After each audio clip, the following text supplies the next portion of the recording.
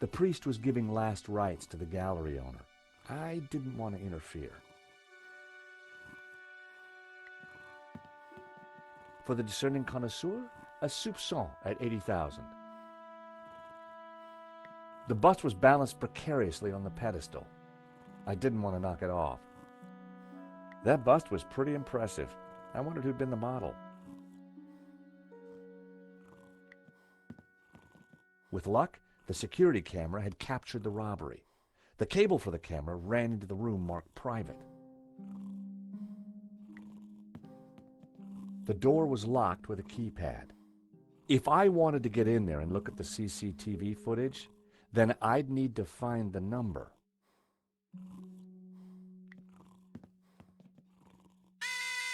The alarm still worked on that painting. I wondered why the stolen painting's alarm hadn't sounded. The tag said 60 grand. Wow, nice work if you can get it. Just 90,000 for this one. The label said it was painted in 1932. The gallery wanted 80 grand for it. A rare glimpse into the absinthe-addled mind of the artist. A snip at only 80 grand.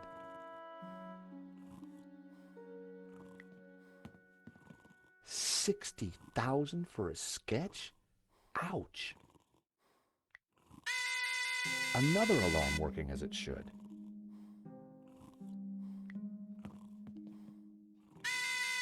Another working alarm.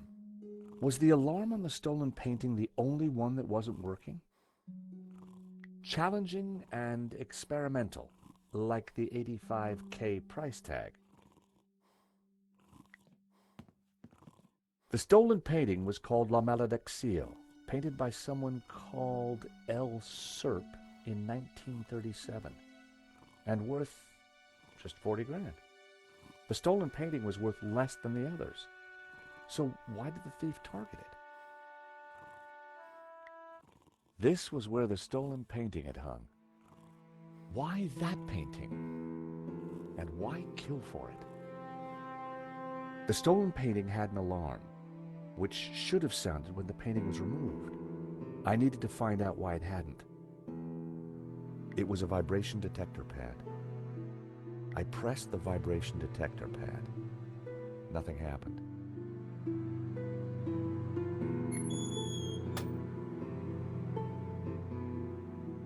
So that was why the alarm hadn't sounded. A wire had been cut by someone who knew exactly what they were doing. This was an inside job. It was the speaker cone for the alarm. It hadn't sounded when the painting was stolen.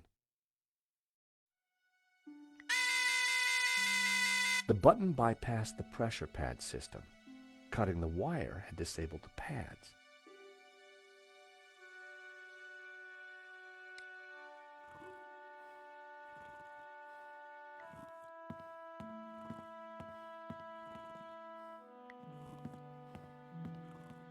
All I needed was a mere 65,000, and this little gem could be mine. 55,000. Huh, shame. Just outside my price range. Another working alarm. So the thief took the only painting whose alarm had been sabotaged. But why that painting? Why that particular one? 70 grand? Cheap at half the price. The murderer left a pizza box on the table. It was a blob of chewed gum. The thief left the pizza box behind. I wondered what was in it. Well, no surprise there. Pizza. The guy must have been hungry. There was only one slice left.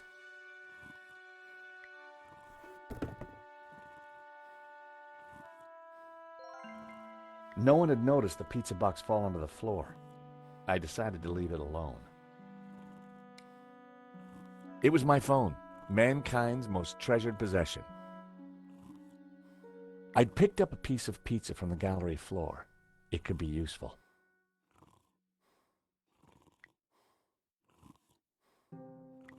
The poster looked old, I didn't want to touch it. Spanish modernists certainly didn't come cheap. I wondered how many paintings they'd sold at these prices.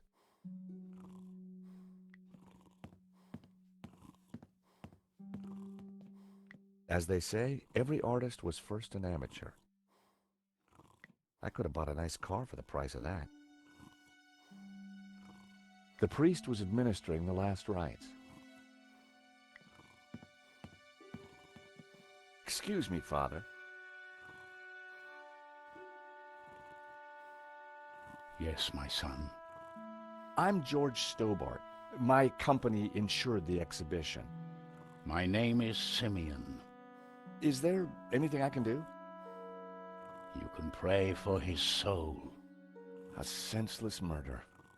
On the contrary, this killing makes plenty of sense. What do you mean? A great evil has taken place. This is the work of the devil. What? I am a Dominican priest. I know these things. And now, excuse me, I must pray. 1 minute, I'd been planning dinner with Nico. The next, I was talking art theft, murder, and the devil with a priest.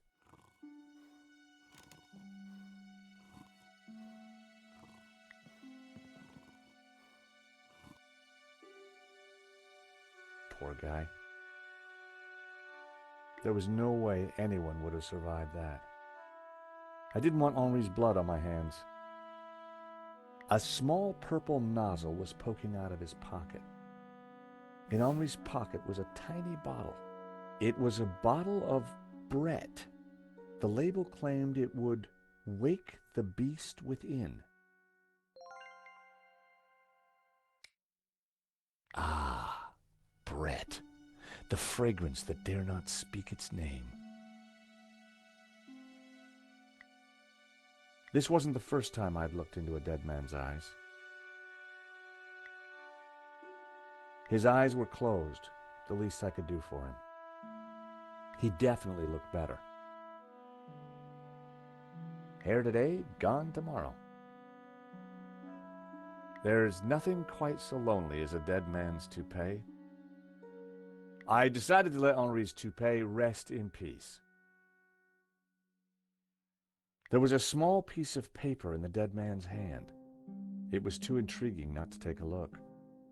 It read, 2:30 p.m., be ready. Innocent enough, until I realized that the robbery took place at 2:30 p.m. There was something fishy going on around here, and it wasn't just the canapes. I quickly replaced the note.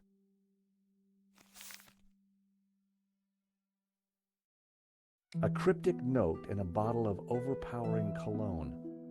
No personal effects or anything else of substance. I definitely needed to check out that office.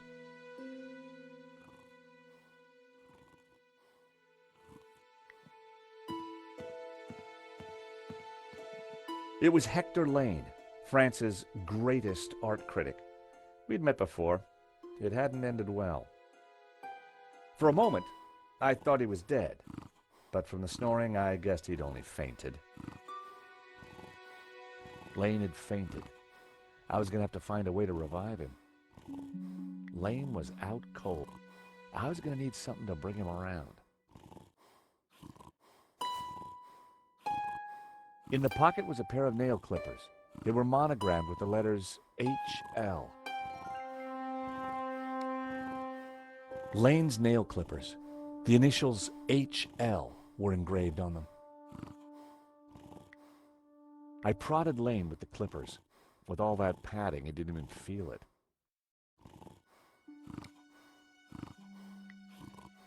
Time to awaken the beast. What?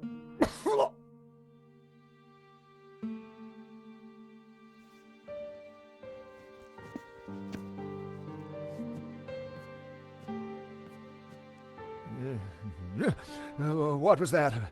It smells like the 70s. Where am I? You fainted. Welcome back to the land of the living. I wouldn't exactly call this living. Don't just stand there. Get me something to eat. I've had a terrible shock, you know.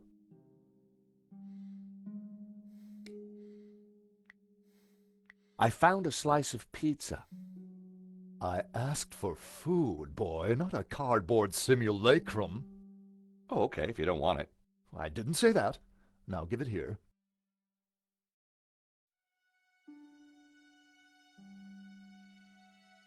Given the circumstances, that was surprisingly acceptable. Now, what's been going on? Oh, Henri, is he Dead? Afraid so. poor chap? Just like him to steal the limelight, though. Excuse me. Do I know you? Yes, our paths have crossed in the Glees Gallery. Of course, the man with the absinthe. I don't suppose you... Afraid not.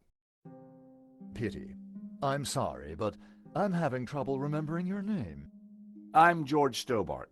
I insured the exhibition. Ha! I hope you have deep pockets then, my boy. Could I ask you a few questions, Mr. Lane? Fire away. How about some more of this?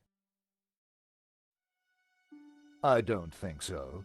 As a sel volatile, it was acceptable. As a cologne, it would be barbaric. Did you know the gallery owner? Of course, we worked together on the exhibition. Oh, really? Henri provided the space. I was the creative powerhouse. How long had you known him? As a friend, many years. Our professional relationship had only recently blossomed into this exhibition, under my curatorial wing. And now the poor fellow's gone and got himself killed. If Lane was involved with the gallery, then he had to know the code to that door. So you curated the exhibition? What's it about? A brilliant retrospective. A dialectical window on European art's ongoing discourse with the unresolved psychoses of the nation-state. Wow, you took the words right out of my mouth. Are these your nail clippers? Of course. See, they're monogrammed with my initials. Do you know anything about the stolen painting? Of course, dear boy. La Maledictio, a little-known work, turned up at the last minute. What about the killer? Were you able to get a look at him? A delinquent in a tin hat. Beyond that, I don't really recall. Oh, yeah, you fainted. Those of us with a higher aesthetic are more sensitive to violence. Who painted the stolen painting? Therein lies a mystery. We only know his pseudonym, El Serp. He was a Catalan, a modernist. His works are symbolic, religious. What can you tell me about the stolen painting? La Maledictio, a challenging piece. If you like a wide cast of obscure saints and fringe Christian symbolism, of course. Not especially valuable, though. The thief won't get much for it on the black market. So, you help run this place? Maybe you can give me the code to that door. The code to the office? I just thought you might have the number. I do, but I couldn't possibly give you access before the police arrive. I figured I wasn't going to get the door code from Lane by playing nice. I needed to turn the heat up. Mr. Lane, you're really going to have to give me the code to that door. And why, pray, should I do that? Because the way the cops will see it, you're the prime suspect. We both know you're innocent, Mr. Lane, but the cops, well, they may not see things so simply. I might be able to get them off your case, but in exchange, I'd like the code for the office door. But that's preposterous. The police would have neither evidence nor motive. Funny you should mention that.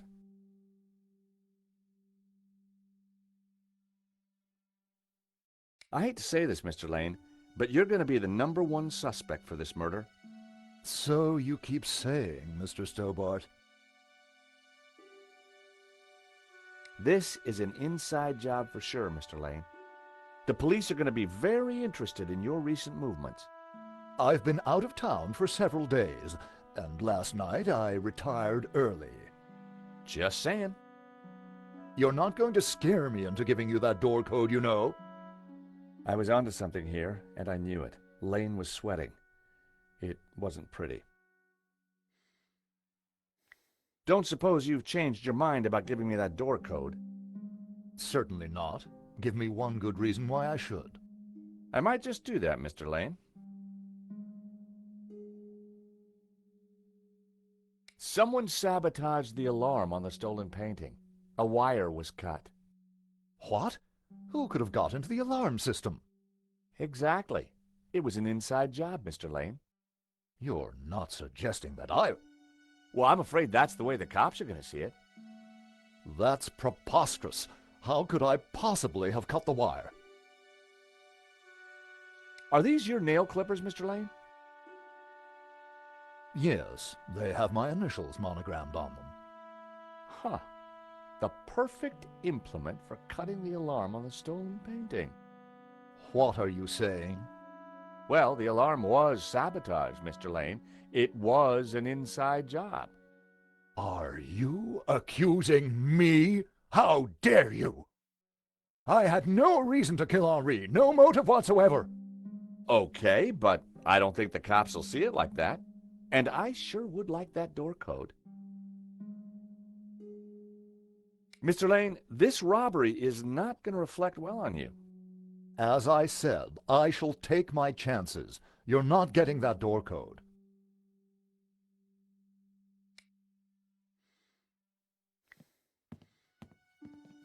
Father? Yes, my son. What did you mean when you said that a great evil had taken place? Your adversary, the devil, as a roaring lion, walketh about seeking whom he may devour. What? Peter 5:8. The devil is all around, Mr. Stobart. Hey, Father, how about a squirt? I think not. What brought you to the exhibition, Father? The painting. Which one? La Maledictio, of course. The painting that was stolen. I had to confront the evil. I think there's something strange going on here. Yes, Mr. Stobart. At last you see the truth. No, Father, I mean that the robbery looks like an inside job. The devil's work is always an inside job. Do you recognize these? Nail clippers? I'm not sure what your point is. Did Henri say anything before he died? He said, "Stop the car, I want to get in." What does that mean? We may never know. What do you know about the man who painted La Maledictio? El Serp. He was a man playing with fire, the fire of eternal damnation. Tell me about the stolen painting. Whoever gets close to it will burn in hell. A wire in the painting's alarm was deliberately cut. Cut by the devil himself, perhaps. Well, as far as I know, sightings of guys with horns and tails have been a little down recently. You mock me, Mr. Stobart. But as you will discover, the devil likes to have the last laugh. Do you know the code to get into the office? No, but you could always pray and ask for divine guidance. With respect, Father, I'm looking for a slightly quicker solution.